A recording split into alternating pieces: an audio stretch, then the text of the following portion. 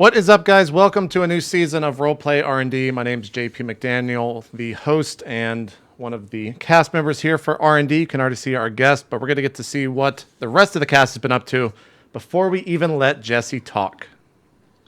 Sound good, Jesse? You nodded. I think you're in agreement of that. Oh, can I talk now? No. Anyways, Steven, what have you been up to? Oh, man. What have I been up to? I went to an awesome wedding today. It was super cool. Matthew and Carol, congratulations, you two. They had, like, acrobats come out and do, like... Wait, what the fuck? I know, right? They had, like, trapeze set up, and they had 3 acrobats that were doing all sorts of, like, aerial acrobatics on this trapeze. They had, like, a drum line come out and do awesome stuff. It was wild, man. It was a really good wedding. This was a wedding? Yeah. You fucking Montrealians, whatever that place is called. Yeah, Montrealians, we prefer to be called. JP, you'll be able to watch the highlight. Oh my God, who's that Reality talking King with the terrible mic? later on? Is that weak? That hurts my ears. Sorry. God damn, I'll just shut up now. It's just bad. But it's okay. I don't think I've been up to too much, just waiting for roleplay to come back. Yeah. Yes. So excited for this, you guys. Yeah. The schedules are so busy that we had to do it literally like 2 hours before E3 starts. Not only that, we're all, I think some of us are not even in our own houses right now. Good planning. Yeah. I think you and Wheat definitely aren't. Wheat's in a hotel room. You're in Texas. Where are you, Jesse? Jesse's in his room, I think. I'm in my house right now. Am I allowed to talk? Yes, you may speak when spoken to. I'm in my house right now. Okay. I don't know what Steven's just like, fuck this, I'm out. I'm leaving. I'm done. We lost our DM, guys. The show's canceled. So much planning. It's gone.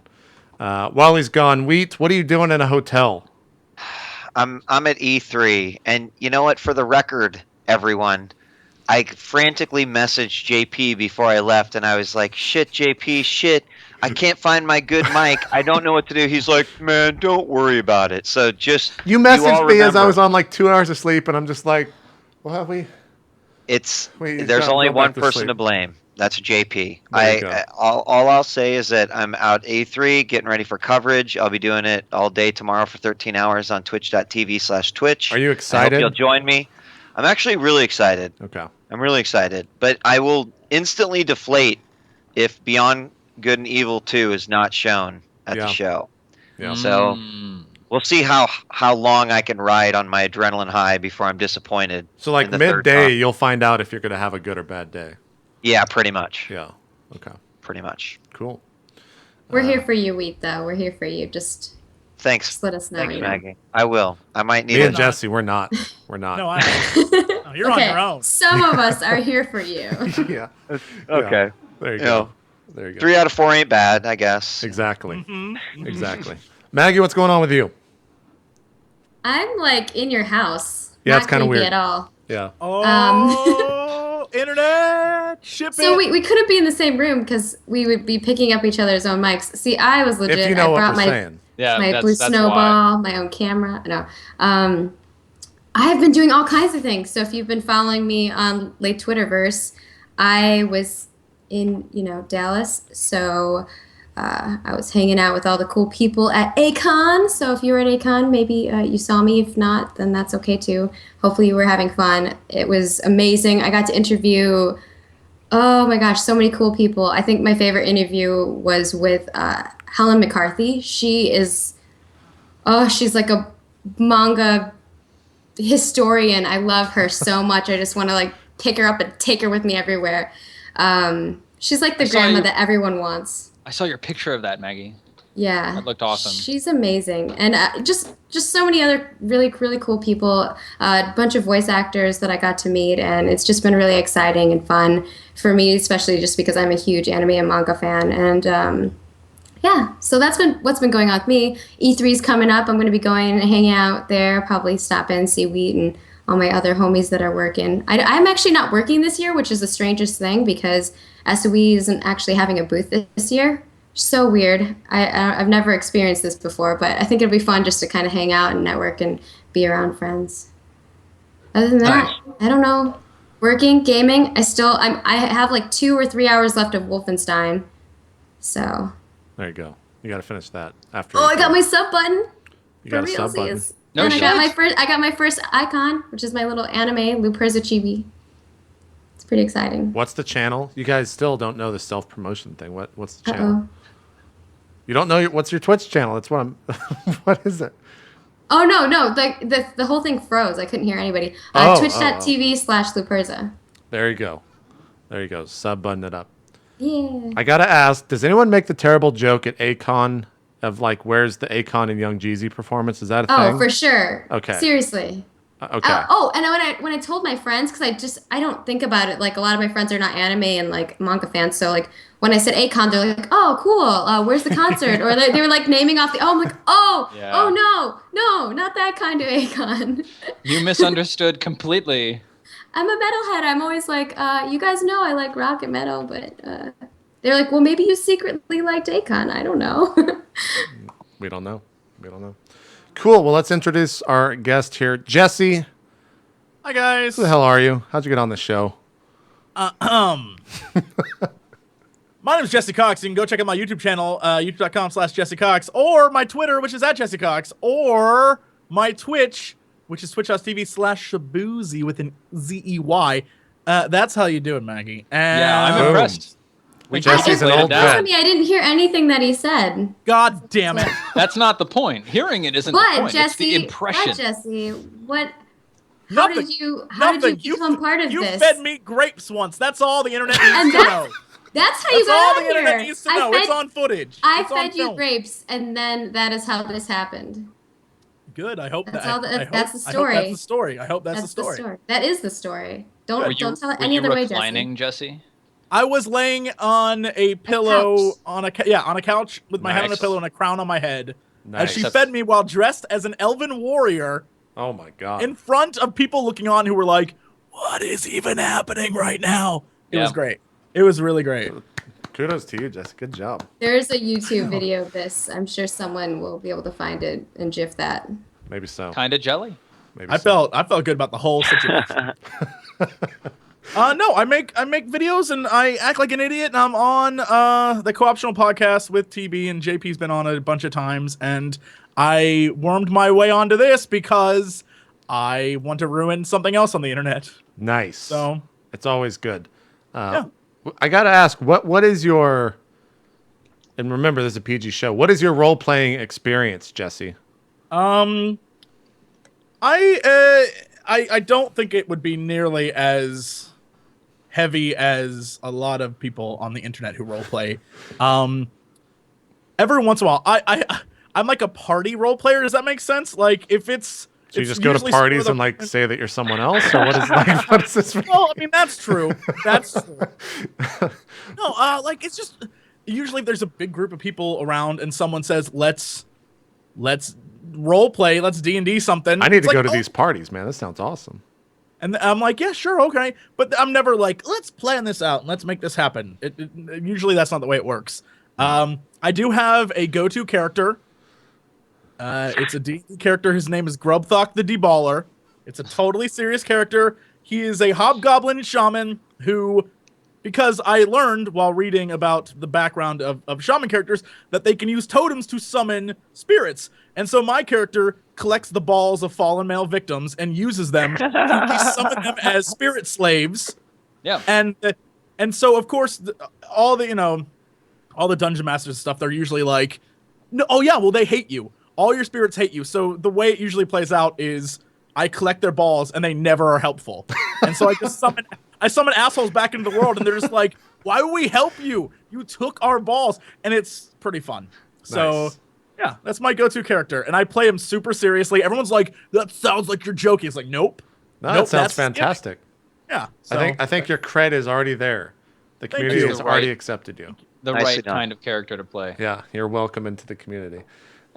So, being that this is the eve of E3 2014, I believe we're only going to be going for 2 hours, maybe 3. It's going to be somewhat of a short session, and then we'll get back on track with the normal 3 to 4 hour sessions in the future. But we got to figure out what game we're playing. We know what game we're playing. We haven't announced it anywhere. I think we've teased a little bit. So, Steven, why don't you tell us a little bit about the world that we're playing and the rule set that we're playing? So we are playing a game that many of our fans figured out a while ago.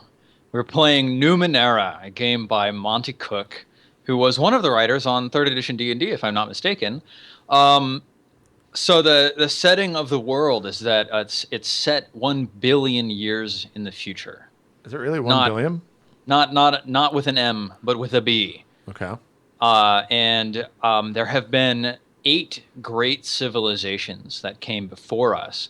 But maybe that's just kind of a thing people say so that they can call the current civilization the 9th world because it sounds nice and fancy. And basically, modern life is kind of analogous to medieval Europe. It's kind of feudal, kind of caste-based.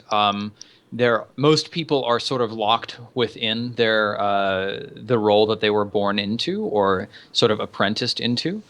But there are a few people who go around exploring the world for the shards of the past, and everything that's related to the past is regarded with kind of a mystical approach. There are very strange effects that happen across the landscape. There are regions of the world where nobody ever goes, because if you go there, then months later you will die from a horrible wasting sickness. And, people just know you never go there. And the people of this world may not realize that it's because there's nuclear radiation in that area. They may just think it's a cursing spirit that haunts people who visit that area. But the reality of the situation is that everything supernatural or pseudo-magical in this world is because of what's called the Numenera, which are the artifacts from the past that still maintain their incredible power. Now, in the past, there were, like I said, there were sort of 8 great civilizations that came before. Many of them were human, but at least one of them was definitely not human at all. And there are periods of history where humans do not exist in the history of the world. There are people such as yourselves who go around and collect and discover or rediscover the artifacts of the past. And you guys are all kind of adventurers. And then there's an enclave of priests that maintain order and proper propriety within civilization, and they're called the Aeon Priests. And they study the relics of the past and attempt to actually understand rather than just use. But the civilization that's grown up has kind of grown up comfortable with these strange things that are all around them. And people find constantly, they find little doodads that do something special. Maybe an injector that modifies the genes of the person who's been injected with it such that that person can breathe underwater for a period of time. Or a bracelet which, if you punch the right buttons and whistle the right activating melody, maybe it projects a force screen around you for 30 seconds to a minute or so before it breaks and you can never use it again. These things are called ciphers. And then there are more powerful effects that can be discovered and used, and these are called artifacts, and they're more reliable but still not permanent. They will eventually burn out, but people such as yourselves often find them and use them to great effect. I think that the best way for us to get started is to start looking at how to create characters and then jump straight into the action with some high-octane exposure to the Numenera core rules system. High octane. I'm ready for it. I'm ready. What do you guys think? Yeah, sounds Great. good. First off, Awesome. does anyone actually So I think know? you should all be in Roll20. Hey, I'm muted. Look at Jesse that. Cox, you need to go to our group Skype call and click that link. God, Jesse. God, I was Jesse. caught up in the God. story. I was No. caught up in that great storytelling. Fucking Negative. We bring you on, Mr. Big Shot. Slacking. You won't even get into Roll20. Look at this guy. He doesn't actually want to play. He just know wants that- to sit here and talk about hobgoblin balls. The funny part is, I bet you Jesse actually knows what his character is because I have no fucking idea. I don't know if Maggie knows. Wheat, do you have any idea? I've been thinking about it. JP. Sorry, It's- Jesse. A hobgoblinoid glaive who collects testicles. Nope. Oh, now I'm disappointed, Jesse. Shot me down. I've Cut been me thinking deep. about this for a while. What I can't think about is what the hell my Roll20 email is. Oh no, Dude. this is what get. Oh no. Jesse told me he knew what his character was, like in January. Oh shit. True. When he was like, Like dude, you need before to talk we to JP. You need to let me get on the show. Before I we knew already know what anything- my character is. I was like, what? before we even knew impressive. what the game was, he knew what his Before the character. game was even there. Yeah. I know, Alright. JP. We just had random know. sound effect. I'm like scrambling right now. Where did this sound effect just come from? Like, you guys don't hear this shit, but I guess we'll No. just have to deal with it for this episode. I'm sorry for the random noises, guys. Anyways, you We'll have to know, see. Oh, I know. I know what my character is going to be. you should probably go first, and then I'll just copy you. Well, real quick, let me talk about what makes up characters in Numenera. And then, that'll give Jesse a little bit of time to catch up to Can the we rest show of us. the character sheet Hi, as well? man. Like, Oh, yeah. Hey, look how ridiculous this is. can you guys see that? It's It's coming in on mine. You guys just see nothing. This but- thing is just ridiculous. It's huge. It's huge It's and super beautiful cool. and wonderful. I think hear this that a one's lot, the most Jesse. crazy. It's actually like it looks really complex, but it's actually just because it's really nicely artistically designed. Like it's got all sorts of extra little flourishes on it to make you feel like you're in the world of Numenera. It's super cool. Yeah. This game also so- is I didn't realize this, but it's there's like there was a Kickstarter for this, and now Planescape or something is an actual game based on this Yeah, lore. Torment, Shades of Numenera. It's a Planescape game that it's being developed. So anyway, sorry. Steven, go ahead. So I just want to talk really quick about what makes characters in Numenera. Your character is composed of three aspects. The core of your character, called the character's type, is one of three types. There are glaives, which are like warrior type characters, and your glaive can be anything from like a duelist to a ranger to a fighter to a paladin to a knight to a barbarian to anything. Any fighting like muscly kind of character is going to be a glaive. And then there's what's called nanos, and nanos manipulate the nanosphere that encompasses the planet, and they tap into like the ambient data of the world, and they manipulate nano spirits into performing what are called esoteries, which are basically spells. And so nanos can be any kind of sort of spell casting character, from a wizard, a necromancer, an elementalist, an illusionist, a cleric. Any kind of spell casting character you can think of could fit under the nano umbrella. And then the third option is called the Jack. And the Jack is kind of a mix of the two. You can choose some options from the glaive abilities, some options from the nano abilities. And I think they get a couple limited options that are unique to themselves. But a Jack is kind of a well-balanced character. You can sort of build a Jack into any direction. They are so named because they tend to be Jacks of all trades. Now, that's the core of your character. That defines the way your character advances and the sorts of abilities that you get to choose for your character to be able to do. But there's also a descriptor, a blank Jack who something.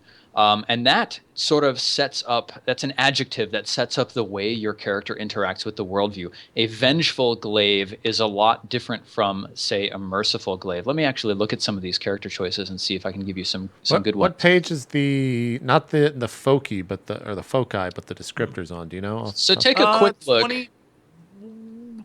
Page 20 20? of 98 on the character options page, if that's what Yeah, you're looking for. that's what I'm looking for right now. 20 Yeah, of character 98. options is the right one. You said 28? 20. Descriptor is on 34 though. It starts. Yeah. For That's me, on the it's other page, one. Yeah. Yeah, In that's the the other player's one. handbook, it's what you just said. It's Now, if you- 34 in the player's handbook. Yeah. If you just want a quick summary, go to the handout section of Roll20 and click Character Choices. Boo, whoop, as JP likes to say. That's the We've noise got- that's randomly in my. That's what's playing. That's the noise? Whenever anyone subs, like even though Twitch alerts is just not open, gotta anytime someone close- subs, it's just like, Close. yeah. You got to close the process. Oh, I gotta like Control Alt Delete it. Yeah. I'll do it during the break. So for the next 40 minutes, you guys can spam the show all you want because up it'll with give it. me money, and I'm okay with that. Like I'll take that money if you guys want Yeah. to make sound effect. Anyway, sorry. Go ahead. So take a look at the character choices handout that I made for you guys. We've got the general descriptors table. So you've got charming, clever, clumsy, craven, cruel, dishonorable, doomed, driven, empathic, exiled, foolish, graceful, guarded, hardy, hideous, honorable, impulsive, inquisitive, intelligent, learned, mad, mystical, mechanical, naive, noble, perceptive, resilient, rugged, stealthy, strong, strong-willed, swift, tongue-tied, tough, vengeful, wealthy, and weird. You guys catch all that? Good. Yep. So a noble glaive is very different, for example, from a naive glaive. There's a whole bunch of different options there. They're in the 2 different books, so we'll take a look at those real quickly once we start creating our characters. Okay. And then the third part. So your general descriptor describes the way you sort of interface with the world, and it can set up. What does it set up exactly? It sets up something about how you relate to the starting adventure. It creates a link between your character and the starting adventure. And then the last part, the third part, is sort of a verb. It describes something unique that you do that nobody else in the world does. And that's your focus. So you can be a clumsy glaive who bears a halo of fire, or a clumsy glaive who controls beasts, or a clumsy glaive who sees beyond, for example. And there's I'm not going to read all these because there's way more. There's a lot, yeah. And you can make any kind of character. I think when I created a little introductory document for you guys, the way that I do with all of these games, just to help you guys get into the system more easily. And I pointed out you could make a barbarian, and that would be something like, for example, a vengeful glaive who rages, or a bard, a charming jack who fights with panache, or an illusionist, an inquisitive nano who crafts illusions. And those are all very common, you can immediately imagine those characters from other games you've played. Or you could be a werewolf, which is a guarded glaive who howls at the moon. Or you could be a cat burglar, a stealthy jack who moves like a cat. Or you could be an oracle, an empathic nano who sees beyond. So you can kind of come up with any sort of concept for your character and put together these 3 parts in order to create your own unique take on the character class you're going to play. So that's super exciting. So, let's see here. I have grabbed for myself a character creation walkthrough. So, just to kick things off here. Step 0, get prepared. I think you've all got your character sheets. Right? I think we're is everyone prepared? So prepared. So prepared. All right, we're prepared. Let's go. What's step 2? Step number 1. Choose your character descriptor, type, and focus. Shit. Yeah. I'm not prepared. You're fucked. So, take a second, look over these descriptors. JP, I thought that you were maybe thinking of another descriptor that's not on this list, which is mutant, which is another descriptor you can take. Yeah, sure. Let's do that. Oh, Only my God, because- there's so many options you have then, because that opens Yep. up what your mutant is. Yeah. Well, that all gets rolled randomly. That's why I chose it, because I want to just roll for this and I don't want to think. Yeah. Yeah. So we could do and that then- first, but yeah, doesn't matter. So then your type will determine your starting pools for your stats. There are 3 primary stats. Might, which is anything relating to speed, or not speed, strength and physical endurance. Sure. There's speed, which is anything relating to dexterity or quickness or flexibility, anything like that. And there's intellect, which is anything relating to charisma or wisdom or intelligence or your ability to comprehend or memorize. Anything like that is covered under intelligence or intellect. And those are the three stats that your character has. So, first of all, do you guys all know what type of characters you're interested in playing? Yes. Yes. Yes? Question Maggie? mark? Not sure. Oh no! All right, I know let's my hear from- I know my focus. Oh, man. Actually, Steven, I have a question. Yeah.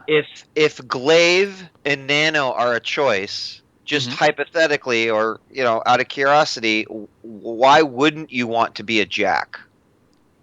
Sorry, what? Why wouldn't you want to be a jack?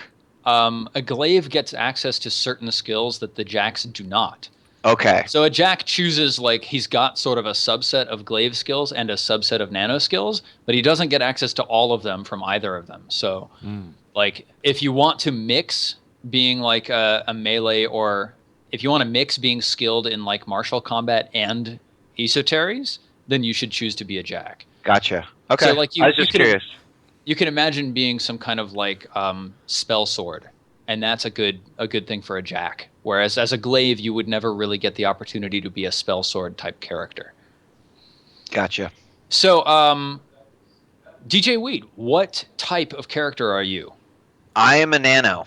Excellent. And Jesse? I'm a Jack. So, Thanks, Jack. Thanks, Nano. You're welcome.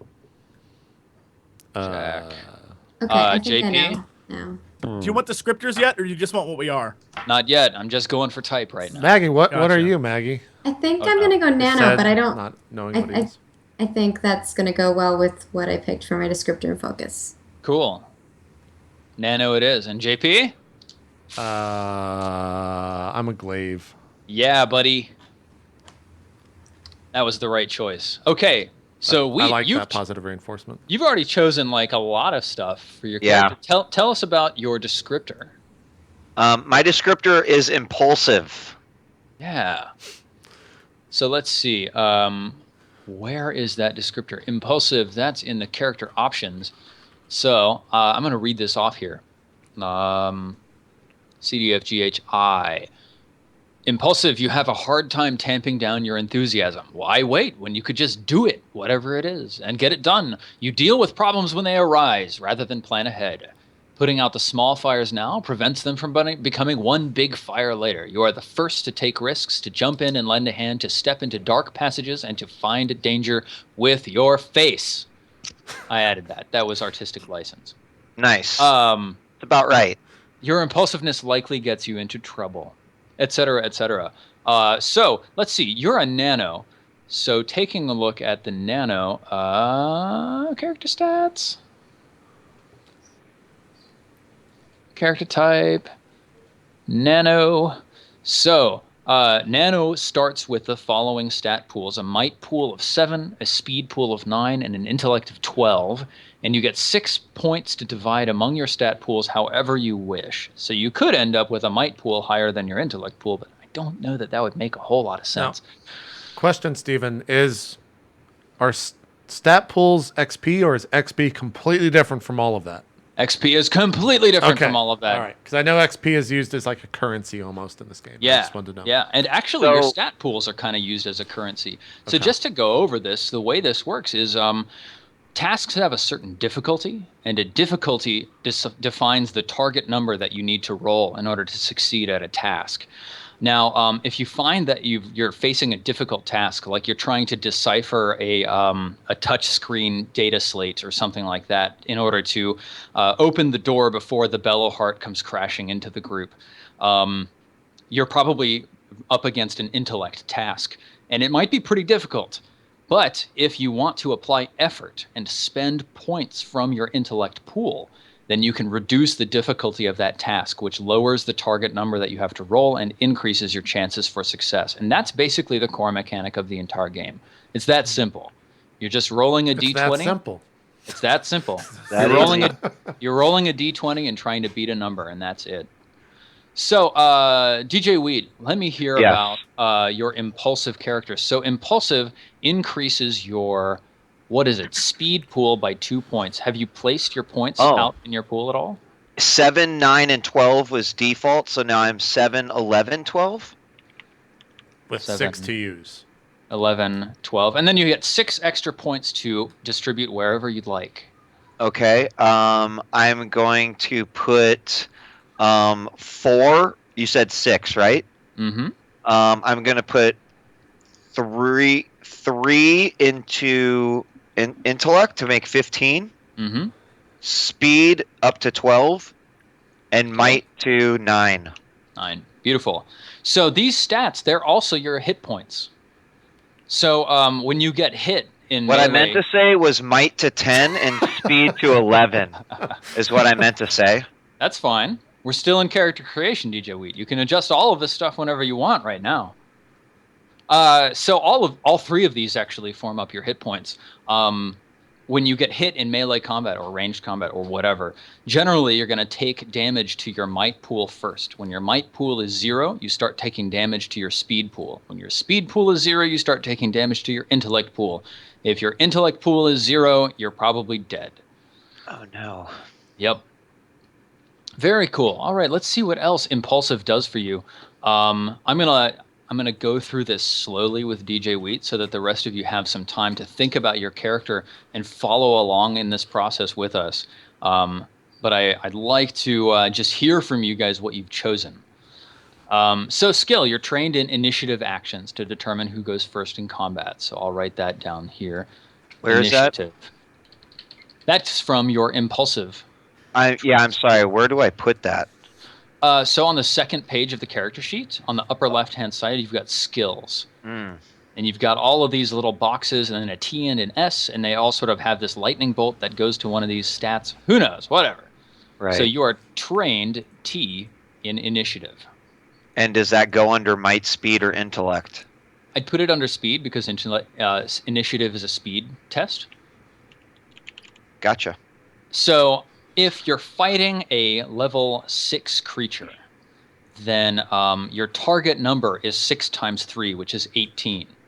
But because you're trained in initiative, your initiative reduces the difficulty of that task by 1. So instead of rolling against a difficulty 6, you're rolling against a difficulty 5, which is a challenge of 15 instead of 18. So Okay. it already helps you get a 15% bonus to your roll there. And we'll go through this later on today. So skill, you are trained in speed defense actions. So just write down speed defense, click the little T. You have an inability. The difficulty of any task that involves patience, willpower, or discipline is increased by 1 step. Does that go into special abilities? Sure. Inability, patience, discipline, willpower. I think that's a fine place to put it. So that means that anything requiring patience, discipline, or willpower is 1 difficulty level higher for you. Awesome. Initial link to the starting adventure. From the following list of options, choose how you became involved in the first adventure. Go ahead and choose that. Where am I looking? Give him the page This is number. under Impulsive, which is on page 25 of the Numenera character options.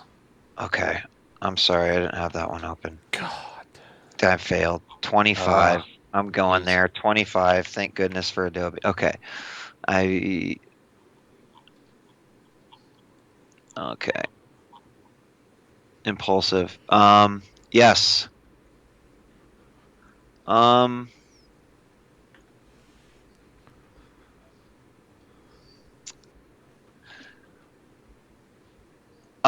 I'm going to do. You heard what the other PCs were up to, and suddenly decided to join them. Excellent choice. Very cool. And Mr. Wheat, what is your focus? My focus is separates mind from body. Very cool. That's also a character options. Focus separates mind from body. Cool. So let's see about this. Your mind is to your body as a captain is to her ship. Your body obeys your commands, moving and behaving as you direct it. But at any time you choose, your mind can wriggle free from its container and explore the world freely. That sounds Oh, it great gets for an better. impulsive person. It gets better. I'm free.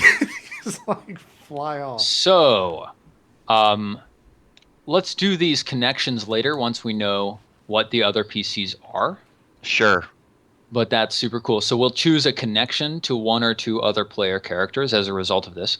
Additional equipment, you possess an oddity that looks like a silver ball about 3 inches in diameter. The ball's highly polished surface looks as if it reflects your surroundings, but examining its surface reveals it reflects the surroundings of another location, one you have not yet found. In the images shown on the ball, you have seen many strange and unsettling things. Mm-hmm. So, mental esoteries, if Just you have another the day for wheat. if you have the mind reading or sensor esotery, you're automatically trained in it. If you have both, you're trained in both.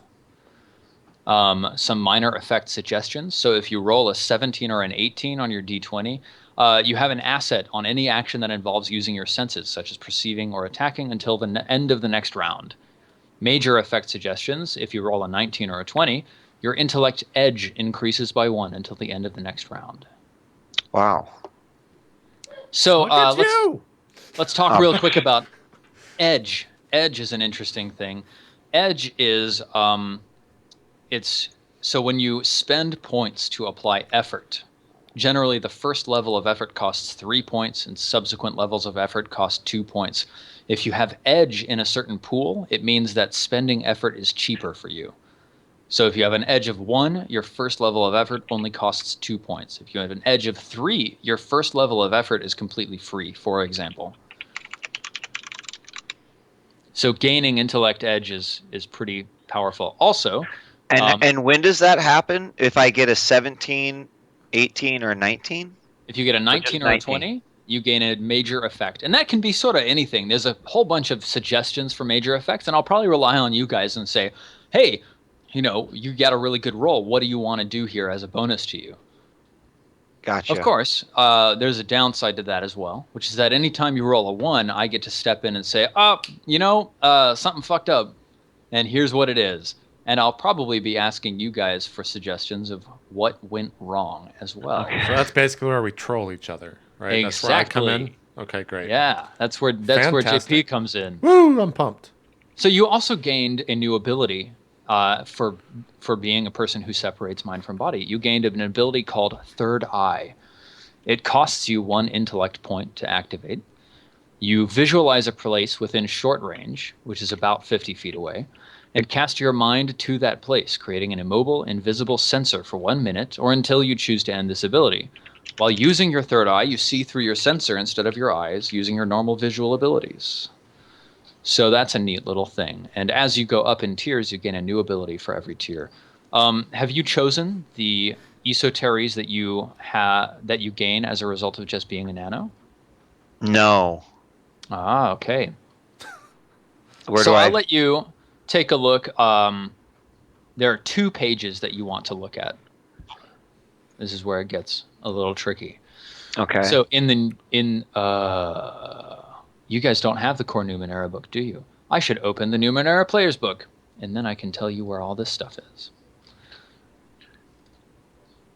Player's Guide. Do do do do do do do do. Boom boom boom boom boom boom boom. Okay, cool. Character type. Glaive Nano. All right, so on the Numenera Player's Guide, flip to page. First of all, flip to page 22, which on the PDF is page 24. Is this for esoteries or whatever? Yeah, this is for actually background, but the next page is esoteries. So, Maggie, if you're also following along, take a look at page 22, 24 in the PDF. And you can see here, there's some nano background. You either are a nano as a result of having forbidden knowledge, having some kind of psionic power, or having ports and plugs built into your biology. And you should choose one of those things and then tell us what it is. And then at the bottom of page 23, you start being able to see the esoteries that you can learn as a first tier nano. So on page 24, it starts going over them: hedge, magic, onslaught, push, scan, and ward. And how many of these do I choose? Choose 2. And you can't choose the same esotery more than once unless its description says otherwise. But look not only on the Numenera Player's Guide, but also in the Numenera character options. Character type options, nano, new esoteries. So if you turn to page 10 in the Numenera character options, you can see a bunch of new esoteries. First tier nano can get aggression, distortion, erase memories, far step, machine interface, mental link, resonance field, or sculpt flesh. So take some time, look over those yourself, djWHEAT, and we will. And I have them permanently? Yes, you choose 2 esoteries. and you can choose any two of these. And Okay. while you're thinking about these, And I'll that's move in on. the player handbook? That's in the character options handbook. Oh, okay. So you want both the player's guide and the character options book. All right, so Jesse. I'm trying to figure out why I am literally in my camera bright red. It is ridiculous looking. Look, Jesse, just accept it, man. It's a little hot. It's a little warm. No, it's the camera. I'm trying to make No, it so. Jesse, look, we know you're My red, hand all is right? not that red, guys. My hand is not. I've never met you in real life. Now I know you're red. I mean, we're good. It's okay, whatever. Jesse. Hi. You don't have to be embarrassed. Everybody's a little shy the first time. Yeah. All right. Okay, let's do this thing. I'm ready. I'm ready for you. All right. So you are a Jack. Yes. So looking at the Numenera Player's Guide, once again, I'm scrolling down here to page 28, which is page 30 in the PDF. Your Jack stat pools start at Might 10, Speed 10, Intellect 10. And it says I get another 6 to put wherever I want, or is that You we're not bet. doing that? That is what done. you get. It already happened. Where is it? 10 might, 13 speed, 13 intellect. Awesome. So let's see. M10, Speed 13, I 13. Beautiful. Where did you put your edge?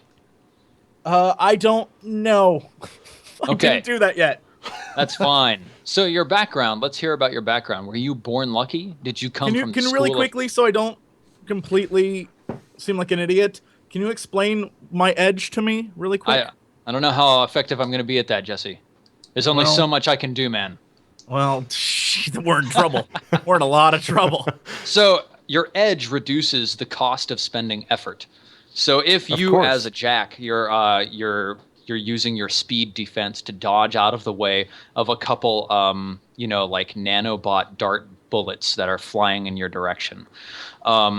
You recognize that this is a very challenging task, and so you say, Steven, I would like to spend some effort in order to reduce the difficulty of this task. Okay. If you have no edge, it costs you 3 points to spend 1 level of effort. If you have 1 edge, it only costs you 2 points. Well, If you have, where do I see how much edge I get? you get, so this is a little bit lower. First tier Jack, that's on page 29. First tier Jacks have the following abilities. Jack of all trades. You have an edge of 1 for 1 stat of your choice. Might, speed, or intellect. Gotcha. All right, I'm going to put that in intellect. Edge of 1. Thank you. That was very Beautiful. helpful. Cool. So your background as a Jack, do you think you were born lucky? Or did you come from the School of Hard Knocks. Obvious Awesome. School of Hard Knocks. Yeah. Excellent. So, you had a hard time growing up, and the way that you advance is by struggling through future hard times. So let's go over this here. Jack of all trade, your effort is 1. Make a note of that on the character sheet as well. So, for example, I think that is that's in the top middle of the second sheet. Effort. Steven, are you pulling this from like a first tier Jack? Is that where you're getting those stats from? Yeah, Yes. exactly. Okay. Cool. So your effort is 1. That means you can only expend 1 level of effort. So spending your effort, you can reduce the difficulty of any task by 1 step. There are other ways of reducing the difficulty of tasks. Having training in a relevant skill reduces it by 1 step. Having specialization in a relevant skill reduces it by 2 steps. Having an asset, which is like a favorable situation or a favorable device or something like that, reduces it by 1 step as well. Okay. So your effort is 1. Cipher use. You can bear 2 ciphers at a time. So in the upper right corner of your second page there, you see ciphers and then limit. Your limit is 2. If you start carrying more than 2 ciphers, the ciphers will start interacting with each other in dangerous ways. And just to be clear, ciphers are like little oddball trinkets that have some powerful use, that are sort of one shot. So it'll be like you'll find some like metal tube with some strange wiring coming out of the back, and by like crossing the wires and linking it to like a little panel that you may have found, you can activate like a one-shot grenade launcher kind of thing. Okay. That's what a cipher could sort of be like. You are practiced with light and medium weapons. You can use both of these without penalty. If you wield a heavy weapon, you increase the difficulty of your attacks by 1 step. Skills, you are trained in one task of your choosing other than attacks or defense. So take a look in Roll20 in the handouts section. Okay. Under character choices, bring that up on your screen. Ooh, At the done. bottom in this little tan box, there are some suggested skills. But you can choose any of these or anything like these that you can think of. Oh Lord, I gotta make it bigger. Hold on. My old age. All right. You're like 22 years old. Hold on, mister.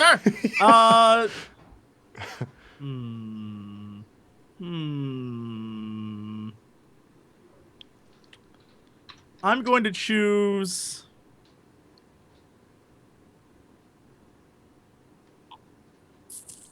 The suspense. I'm going to choose. Take a quick commercial break. We'll see you guys.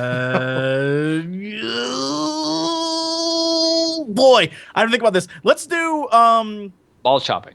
escaping. Ah, that has nothing to do with chopping balls. Sorry, my I was character. This is a different character. Different character. I was given false We're advertisement, getting Jesse. a new Jesse Cox. There are no hobgoblins in this world. I'm TN's sorry. character. There are no hobgoblins. No hobgoblins. I'm sorry. So you said escaping? Escaping. Escaping. Beautiful. Okay, Where cool. do I So put mark that on my sheet? Just you'll under mark special that abilities? down under your skills, Okay. which is on the second page. What does the T and the S mean next to skills on this character T means sheet? trained, so it reduces the difficulty by 1 step. S means specialized, so it reduces the difficulty by 2 steps. Gotcha. Okay. And how do we do that over time? We just become trained and or specialized? Yep, you'll get to spend XP in order to Okay. increase We'll your get to that training later. Sorry. skills. I'm getting ahead of ourselves. Or of All right. myself. So where does that So- go? Under speed then?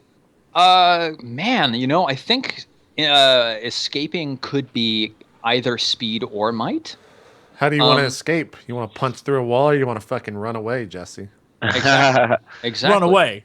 Escape. It doesn't. Well, then It that's doesn't speed. actually matter where you put it on your character sheet. Oh, okay. Well, it's with my speed little lightning bolts. Awesome. Look, that would annoy me if it wasn't connected Yeah. to the speed. So, Yeah. No, that's fine. That makes sense to me. mhm. All right. All right, good. So, Numenera Player's Guide, flex skill. So, as a Jack, at the beginning of each day, you get to choose one task other than attacks or defense on which you will concentrate. For the rest of that day, you're trained in that task. You can't use this ability with a skill you're already trained in to become specialized. So, every day you can say, okay, we're probably going to be climbing a lot, so I'm trained in climbing today. Pretty cool, right? Oh wow. Cool. All right. Starting equipment, you start with a bunch of stuff. We'll cover it later. Tricks of the trade. So on page 29 and 30, there are 7 tricks of the trade. Bash, hedge magic, pierce, practiced in armor, skill with defense, thrust, trained without armor. So those are some options. You can choose 2 of them to start with. You can't change the same one twice. But also open the Numenera character options PDF and go to page 14.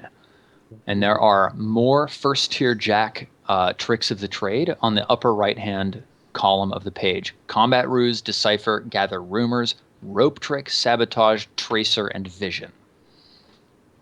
So behind each of these, they're in parentheses. It says things like 1 speed point, 1 intellect point. If you want to use that ability, it costs you that amount from that pool. So if you want to use Decipher, you have to spend 1 intellect point to do it. And how do you recover those? Every time you sleep? There is a recovery Yeah. skill. So you'll see in the middle of your sheet here, there's this sort of like, on the second page, this is sort of circular thing, impaired, debilitated, damage, recovery rolls, whatever. There are 4 recovery rolls. 1 action, 10 minutes, 1 hour, and 10 hours. The first time you recover every day, it takes you 1 action. You can do it in the middle of combat. Just step back, catch your breath. Bam! Immediately you get 1d6 plus your tier of points back to any of your pools. Your second rest per day takes 10 minutes. Your third rest per day takes 1 hour. Wait. Your fourth rest per day takes 10 hours. With a d6, can we go above our maximum? Or is it No. only to our max? It's to your max. Okay. Just like hit points in D&D. Sure. But you can apportion them however you want. So if you get like 7 points and you're only down 3 points in your speed, but you are also down a couple points in might, you can divide them. Gotcha. By the way, Jesse, Chad is calling for your character to be named Jack Cox. Jack Cox. Here's the thing. That's my dad's name. No joke. That's his name. Awesome. Cool. So there you go. Good. I do you know your descriptor, Jesse? I do. Driven. Cool. Do I need to tell you what my 2 choices for my first tier Jack are? Let's hear them. One of them is gather rumors. The other is decipher. Cool. Okay. Now, I have to say, when I first started looking into this system, I was like, it's strange that the characters all end up so focused on combat. And then when I actually made a character with my buddy here the other day, he chose 2 abilities that were completely unrelated to combat. And I all of a sudden was like, wow, you can actually make characters that are completely focused on something else. So that's really cool. Good. Gather rumors and decipher. I like that. And your descriptor is driven. You have your sights on a goal, and everything you do is in pursuit of that objective. You get +2 to your might pool, so your might pool is now 12, not 10. You're trained in intellect defense actions, so make sure you write down intellect defense under one of your trainings, your skills linked up to the intellect ability. All right. Skill. Each day, you get to choose 1 skill that you believe will clearly help you reach your goal. You're trained in tasks related to that skill. So you get to choose 2 skills every day that you just get to be trained in for shits and giggles. Awesome. Plus the other one, so I get 3 skills every day? Absolutely. Well, no. Wow. You get this one every day and the other one every day, so 2 flex skills every day. And then you also get the skills that are permanent. Because as a Jack, you get 1 flex skill, and then this is a second flex skill. Oh, okay, I thought I got two more. Sorry. Nope, just 1 more. All right, so 2 flex skills every day. Yep, that's pretty sweet. Inability, your commitment to goals makes it hard to relate to others. The difficulty of all perception tasks is increased by 1 step. So just write down under special abilities or whatever, inability perception.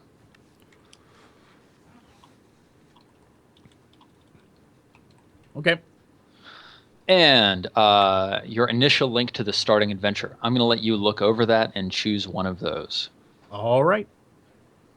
While you're doing that, let me move on to Maggie. Maggie! Yeah, so my first question is, what if my descriptor, it says my descriptor is marked with an asterisk will appear in the Numenera core book, which I don't have. It should also be in the player's guide. Okay, well, I don't see it there. Yeah, there's a lot that aren't in there. Which one are you trying to choose? I'm going with the mystical and mechanical for the descriptor. It should be in the player's guide. Let me take a look. Oh, no, I found it. Yeah, okay. It's not in the other one. It's not in the one that you told us to look in. That's why I've been looking in there. I'm like, Yes. Okay.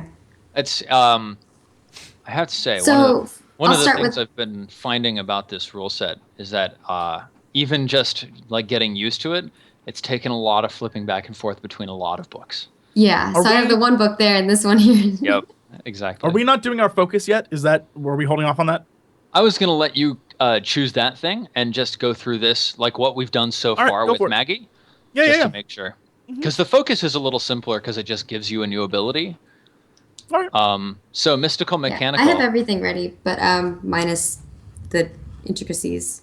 So yeah, so I went with mystical and mechanical. Do you consider yourself more mystical or more mechanical? More mystical. Awesome. So let's see. Jesse, you were a driven Jack, right? Yes. And Wheat was an impulsive Nano. Mm-hmm. And Maggie is a mystical Nano. Cool, and mystical Nano. So you gain +2 to your intellect pool.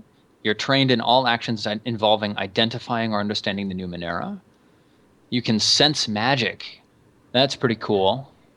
So you can just sense it. That's pretty sweet. You don't even need to do anything. You have And so are these things that I'm going to be adding, like I guess the skill would be the one that I'm trained in? Yeah, So add that to I your would be character trained sheet. in sense magic, right? Oh, no, that's not a skill. Oh, okay. That's a special ability. Just write Okay. that down below, sense magic. Okay. Nice. I see.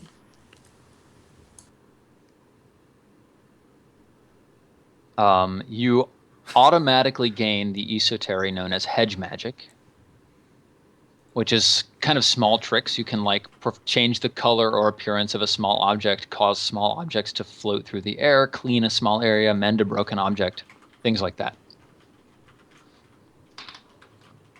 And where do I put those things? I would put that under special abilities as well. Okay. Hedge magic.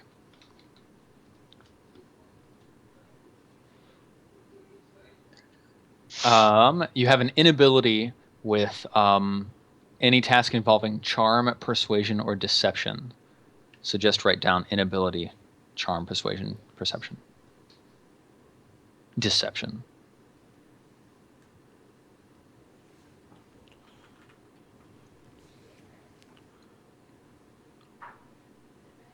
And so I have an extra oddity, and that is determined by you. Ooh. Well, let me look that up. Oddities.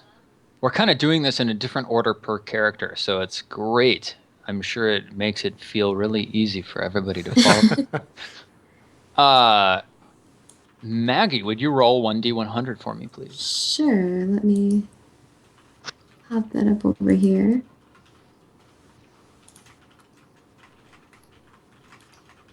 Seventeen. You have a glass plate that shows what seems to be a live image of the moon, but from a closer vantage. What the fuck? Wait, what? You're all going to get extra oddities as well. She gets another one as a result of being mystical. Great. So I have a glass plate that shows. An image of the moon, but from a closer perspective. Okay. So does that mean like we can see the moon, or she can see the surface of the moon? Yeah, Great. totally. And then you'll get an initial link to the starting adventure. Now, just quickly going through your character type, Maggie. As a nano. Okay. Yeah. Go ahead. You set? No, go ahead. So your stat pools start out at 7, 9, and 12 for might, speed, and intellect, and you get 6 points to divide however you want. So what I'm did you do? going 9, 10, 15, and I get that +2, so that actually puts me to 17 intellect. So I'm 9, 10, 17. Awesome. Damn. And as a nano, your background is that you either have forbidden knowledge, psionics, or ports and plugs. Ports and plugs. Ports and plugs. Very cool. So, like, in order to Where should I advance... put that exactly, though? Let's see if I can find a place I mean, to just put it. notes or something? Yeah, I'd put it in, like, notes or background, something like that. Okay. So the way that you advance is you kind of find new hardware and plug it into the ports and plugs that are sort of protruding from your skin all over your body. Awesome. Sounds fantastic. Yeah. So, first tier nanos have the following abilities, and this is on page 23 of the player's guide if you want to follow along. Your effort is 1. So that's in the middle of the second page of your character sheet at the top. You can spend 1 level of effort. You are a genius. You have an intellect edge of 1 and a might and speed edge of 0. And that's the same for you, djWHEAT. What's that? Yeah, wait. You have an intellect edge of 1. Oh, right. Yeah. And then might 1 and then speed 0. Might 0, speed 0. Okay. Intellect 1, might 0, speed 0. And that goes under, that's the edge under each of those main Yep, stats. you bet. Okay. All right. You can bear 3 ciphers at a time. So put that in the upper right corner of your second character sheet under limit 3. Yeah, so You're that's- practiced. Oh, sorry. I thought we were done. Sorry. Continue on. You're practiced with light weapons. You can use them without penalty. If you wield a medium weapon, it increases the difficulty by 1 step. If you wield a heavy weapon, it increases by 2 steps. You are trained in the Numenera. And you can attempt to understand and identify its properties. So put under your skills, Numenera. You have some starting equipment that we will cover later. And you have esoteries. So your esoteries, you get hedge magic for free. That doesn't count towards this limit. You get 2 of them. These include Onslaught, Push, Scan, and Ward. And then also, under the Character Options PDF, if you look on page 10, there are new esoteries there as well. Aggression, Distortion, Erase Memories, Far Step, Mental Link, Machine Interface, and Resonance Field, and Sculpt Flesh. So take a look through those and start figuring out which 2 esoteries you'd like to choose. All right. And then, JP, why don't we go through this much with your character, and then maybe we can take a quick break. Sounds good. All right, man. So you're a glaive, yeah? Yep. So I have this is with the additional 6. I have 14 might, 13 speed, and 7 int. I added 3 to both might and speed. 13 speed and 7 int. Yep. And then edge 1 might, edge 1 speed, 0 int. And I have 1 effort. And 1 effort. Beautiful. And then my descriptor, you said that mutant is not in the general descriptors. Is that correct? Right, but you can still choose it. So I can still choose a descriptor. Well, no. Mutant would be your descriptor. Okay, yeah. So I'm a mutant, and that's a race. It's a human, but over time the human has had things change to him. Yeah, basically. Right? Okay. You've got all sorts of genetic modifications. So, you gain 2 beneficial mutations by default. Do you want to take a harmful mutation as well in order to increase your options for mutations? I would like to, yes. Awesome. So you can have, here are the separate options. Choice A, 3 beneficial mutations. Choice B, 1 powerful mutation. Choice C, 1 powerful and distinctive mutation. Or, yes. Or you can also add on up to 4 cosmetic mutations. So do you have any idea? I would which like flavor? to roll D100 for option C. What's behind door C? Excellent. So let's see. Freak. 1 powerful Freak. and distinctive Freak. mutation. So, So I need first to of roll all, some, right? roll a D100 for your harmful mutation. Okay. Rolling D100. 64. Let's find out what that means. You have a useless limb. One of your limbs is unusable or missing. What? Best mutation. So do I just choose like a limb, Yeah. or do I just choose an additional limb that is useless? No, in any standardized limb is now useless. I have 1 arm. Sounds good. I was right there with you. I have 1 arm. Yeah. 1 arm. Oh well. Yeah. And Where do I then you write get- this down? Oh, artifacts and oddities, or no? No, I'd write it down under. I'm just gonna put under notes. background or notes. Yeah. So Yeah, notes. 1 useless left arm. Is it like a little shrunken arm, like a terrifying, tiny little withered arm? Yes, but I still have control over the fingers, but not the Yeah. Like there's no actual arm. It's just a small hand coming out from my right shoulder. Oh yeah, and sometimes you like touch people with it. Yeah. Like I'll just go Oh, up and like fuck with their ears real quick. Oh. All right, roll a 1d100 for a distinctive mutation. 84. 84. Let's see what it is. Oh my god, you guys! I'm so excited. Oh no, JP, What's that? you have a stinging tendril. Wait, what? What? What is that? Yes. JP, you have Engelbart JP. You have a prehensile tendril or tail that grows from some part of your body and Oh, JP! ends in a poisonous stinger. JP, you don't have an arm, but you have a stinger where the arm would be. Can I use that, Oh, Steven? yeah. You can absolutely do that. Okay, that's what That's it is. sick. That's what I have. Nice. You can make an attack That's with so your sick. stinger that inflicts 2 points of damage. If you make a second successful attack roll, the stinger also injects a poison that inflicts 4 points of speed damage. What page is this tendril- on, by the way? This is on page 127 of the Numenera book. Oh, okay. I don't have that. Sorry. Her. The tendril or tail can't be used for anything else. I'm seeing if this is in the character option real quick. I don't think it is. They do have all the mutant charts, though.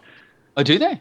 Steven, What up? Steven, if JP's character meets another mutant with a tendril, like, I mean, is it maybe something other than stinging might be possible? Are you asking me if they might like rub their tendrils together?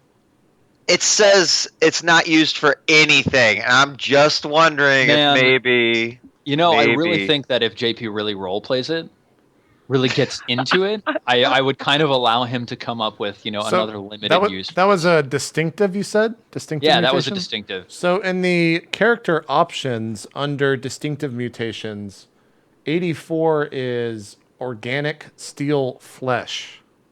So what's Man. the difference between the two tables that we're looking at? They're completely different tables. That's what the difference is between these two tables. Oh. Snap. Did you just call him out on his lies? No, His lies to I was make just you like, a hideous mutant? I mean, I'm- Hideous tentacle-armed Yeah, mutant? Yeah, this yeah. is funny. Fuck your table, JP. So the Tendril. the table in the other book is like early numbers just use the core rule book, but later numbers have new stuff. oh. So that's pretty cool. So I mean, you- which do you want, JP? Do you want like metal flesh or a stinging tentacle arm? Yeah, I'll go with the stinging tentacle arm. You're a good man. And that's a +2 to damage when attacking, or a +2 damage. What's the bonus of it? Since I don't It have is. access to it. You can attack with it to deal 2 damage, Okay. and then if you make a successful second attack, you deal 4 extra damage. Okay. Successful. To speed. Oh, it's a speed. Okay. Yeah. So. Any more um, rolls? Now, is this an arm-sized tendril? Like, what? How big is this thing? Does he drag it around with him? Can we roll for that? How big this is? JP, tell us. We should roll for it. See how big it is? Yeah, see how big this is. Roll for it. Roll for bigness. JP, Roll would for, you- for length. Would you roll 3d12? Is this in feet? Yeah, this is in inches. Inches. 14. Wait. It's a 14-inch long tendril. Prehensile. That's totally useless. He's got to get up nice and close. Hey, come here! I thought it was even like 14 feet. Like you'd have to drag it on the ground behind him. This is a totally useless thing. Man, I gave him the full fairness of the dice rolls to get 36 inches of tentacle, but no. All right. Cool. Yeah. Do you want to roll distinctive mutations on this list in the Numenera character options? Yeah, please, sure, of course. What am I rolling? D100. Roll a d100. 20. 20. You're going to roll again in the core rulebook. I'm rolling again? Oh, wait. No, we don't want to do that. Hang on. We want to see... Do you want any cosmetic mutations? That's what I'm I asking. think I already have enough, Steven. Okay. Because you could choose up to 4 more. You could get like blue lips, red eyes, a bony ridge on your face. No. We're good with just the... I'm just saying. There's a lot of options. Yeah, we're just good with the tentacle arm. Okay. I mean, you know, some cool shit. Tentacle faces. You got so screwed. No, I'm totally okay. You say screwed, I say awesome. Awesome. I love you. So, Mr. Glaive, Yeah. your background, do your skills come from intensive training, inborn traits, or biomechanical modification? Intensive training. Intensive training. Where do Awesome. I write this down for that? Just under your like notes or something. Okay. It's your background. Okay. So your effort is 1. You get a might edge of 1, a speed edge of 1, and an intellect edge of 0. Yep. I'm writing this down as well. You can bear 2 ciphers at a time. Okay. You're practiced in armor, so you can wear you reduce the might cost per hour and the speed pool reduction by 2. So every hour that anybody wears armor, it takes points from their might pool, unless Oh, they're wow. trained in armor. Okay. But because you're trained, you reduce that cost by 2. You're practiced with all weapons. You are trained in your choice of one of the following skills: balancing, climbing, jumping, or swimming. And Which that's one? every day? No, they choose one and then that's permanent. What were they? Balancing, climbing, jumping? Or swimming. Okay. And where do I write that down? Just notes? That's under your skills. Oh, under skills. And that is might or speed? Yeah. Okay. Which one? Balancing. Cool. That's a trait? That would actually be a speed skill, actually. Oh, okay. And that's trained. Trained. Yes. You'll start with some starting equipment, which is cool. And take a look at fighting moves. You start with 2 of the fighting moves described in the player's guide on page 18. Okay. Bash, no need for weapons. Pierce, thrust, or trained without armor. And in the character options book under glaive on page 6 and 7, there are more new fighting moves as well. Danger Sense, Fleet of Foot, Goad, Muscles of Iron, Opportunist, Overwatch, Quick Draw, and Surging Confidence. What page is that on? Oh, never mind. I That's- just saw it. Yeah, that's under... So how many of those do I choose? You choose 2 total. 2 first-tier glaives? Yes. Okay. Per day or in general? Total. Okay. 2 These are permanent, not per day. tier. Okay, so I got to choose 2 first-tier glaives. What else? That's it. That's it. Okay. Gotcha. That is it. I'll choose those after or during the break or something. Yeah, sounds good. And then are So we you're- doing our focus? We'll do both focus after break as well. Okay. So And for I have my things too. The 2 things that you had. Me too. good, let's hear them after the break. But really quick, djWHEAT, what are your pools? My pools? Yeah, 10, 11, 15. 15. And you have 1 edge in your intellect, right? Correct. Excellent. And you're trained in the Numenera. Yes. Okay, excellent. Then let's take a quick break. We'll come back. We'll learn more about your characters. For those of you who are wondering when the hell character creation will be over, oh my god, it's almost over. Probably like 30 more minutes or so. Yeah, pretty much. It's actually quite quick, especially compared with Pendragon. Yeah, Pendragon took for fucking ever. Cool. All right, we'll take a quick 3-minute break. We'll jump back and come into hour 2 right after this. Thank you guys for joining us. We'll see you in just a couple of minutes.